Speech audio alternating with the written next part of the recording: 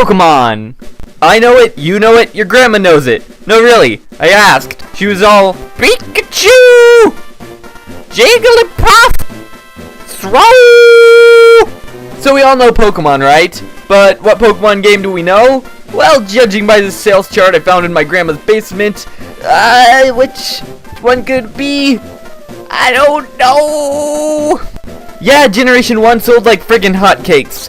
Buy one, get one 50% off its full price, we lied. But looking back on the first couple generations, I can honestly say that they didn't exactly hold up as well as a lot of people would like to have you believe. Yeah, many aspects of these games may hit some sort of nostalgic sweet spot, and they were certainly big, well-designed games to have on the freaking Game Boy, but so many things about these games seem kind of so dated it hurts. Like, ooh, ow, I wanna run, why can't I run? And then Generation 3 came out and nobody cared. After Pokemania had lasted for so many years, it only makes sense that so many people would grow up and lose interest in the series. You know, I'm not a kid anymore. I don't want to play some Game Boy. I am so sophisticated now. Yeah. Well, I'm here today to tell you why you're all a bunch of pretentious little snobs. I'm sorry, I didn't mean it. I'm sorry. Point is, now that it's been over 10 years since the original Ruby and Sapphire, and with the remakes already out, oops. I think it's time we took a look back at the third generation of Pokemon. Let's do it.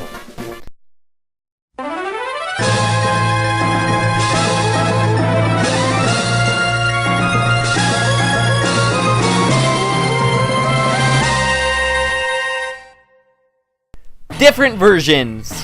What is the deal with different versions? Every time a Pokemon game releases, they release 2 at a time with a third game after, or 2 sequels. It's weird. So why exactly do they need like 3 different games to tell one story? Usually they don't. But for this one they do, cause it's like 3 different stories. Kinda. I'm not gonna bother trying to defend everything about this game's story, because to be blunt, Black and White went far above what this game did. The plot is fairly basic.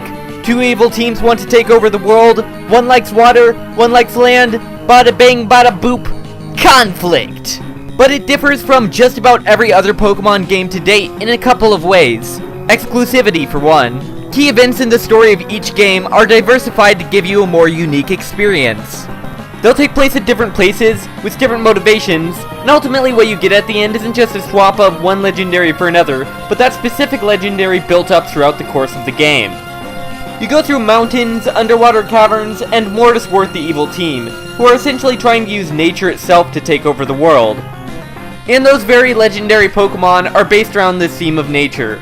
Everything in this game is nature! Eee. It's not a real word, don't go telling your English teacher it's a real word. It's not. But yeah, okay, this game's plot is pretty stupid, right? Young dude goes on an adventure where he uses animals to beat up some evil people and become king of the world. Okay, that's pretty much the plot. And while this game's plot isn't entirely complex to say the least, I still think that it manages to succeed in some other areas than just its exclusivity and its base in its nature scene. Remember how the rival in the last game started out all strong and stubborn? Well, that and a freaking criminal, but it's cool, man, we're here to help you. I think throughout the course of the game, Silver becomes a stronger person that's able to accept defeat and care about his Pokemon maybe a little bit. So of course they did a complete 180 on us and gave us a rival that could plop down dead at any moment. Yay! I'm not gonna sit here all day trying to tell you that Wally's a good rival, but in a game where it's oh so hard to find good character development, it's good to see this little dude trying and getting stronger throughout the course of the game. It's also really cool to see your dad at the beginning of the game and to come back and fight him later. I mean, it's your dad!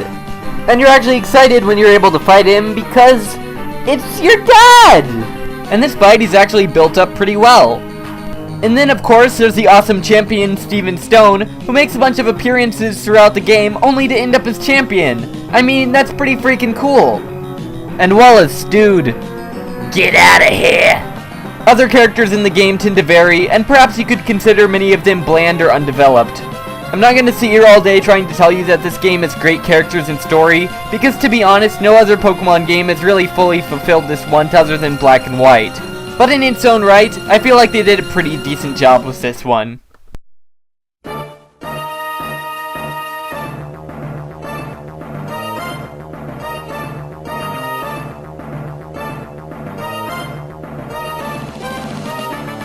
It's a Pokemon game!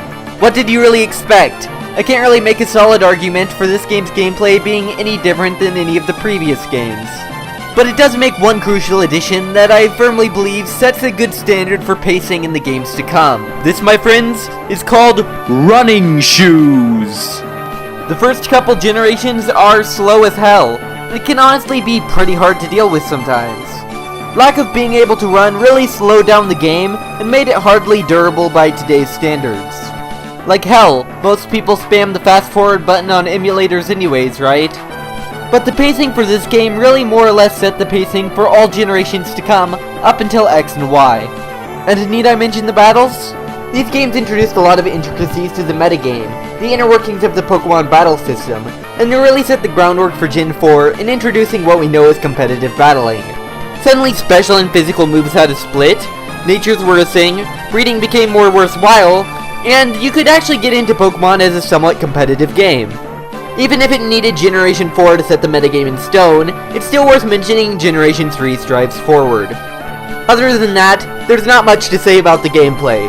It's a Pokemon game. Of course it holds up.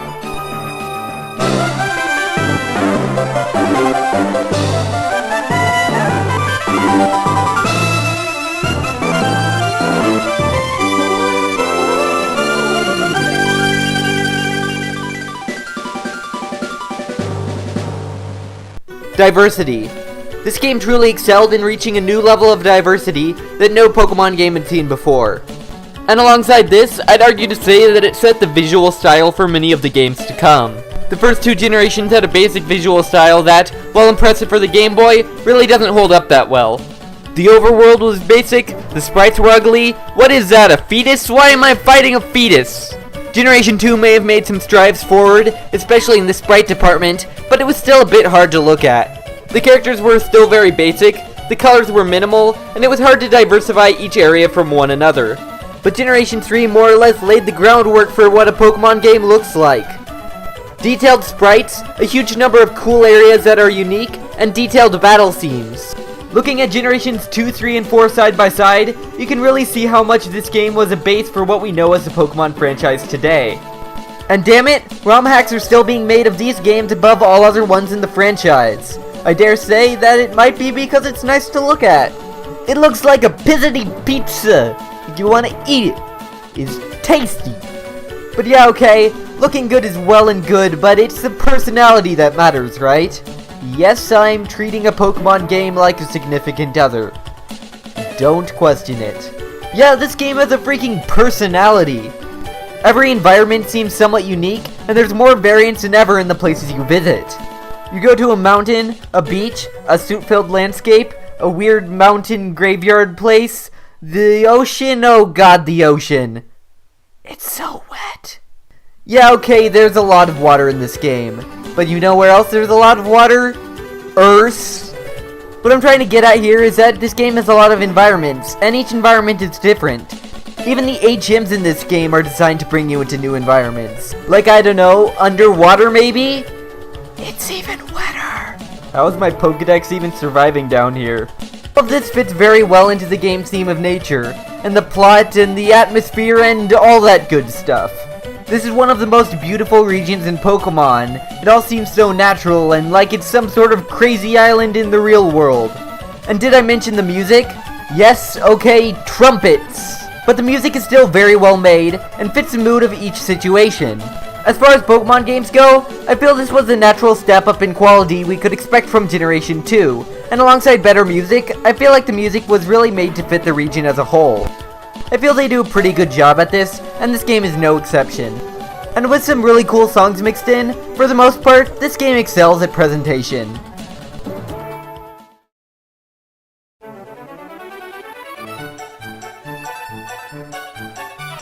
You know how Pokemon games tend to be extremely linear?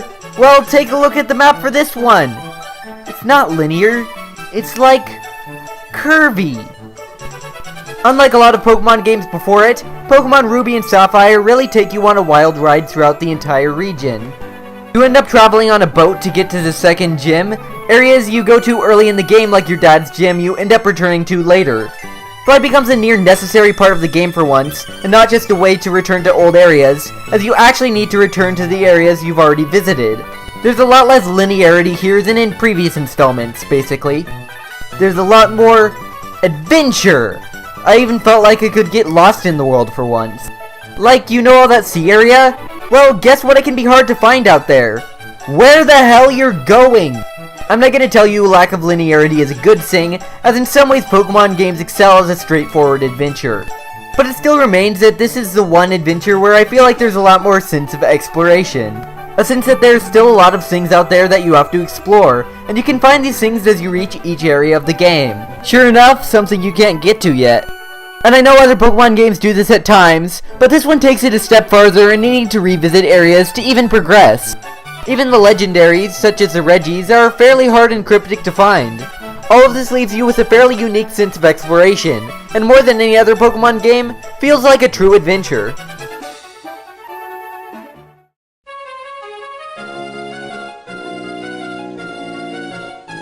Considering I've basically been raving about this game for the past 15 minutes, you can probably tell where I'm going with this. Pokemon Ruby and Sapphire are the shit. As a game itself, I firmly believe that these games set the groundwork for the games to follow and made the series what it is today. These games aren't perfect in terms of story, and they may not exactly hold up to Emerald as the definitive version between the two. But looking at all that Generation 3 brought to the table, I think it's fair to say that this is one of the best Pokemon generations to date. But that's just my opinion. What's yours? Make sure to sound off in the comments below. I hope you enjoyed this video and this year's Pokemons. If you did, make sure to subscribe to my channel for more content. I also have a Twitter you can follow if you're into that, or you could go watch some of my other videos. I don't know, do what you want, man. I hope to have more Purgametory coming in the near future, but until then, I'll see you guys next time. Bye!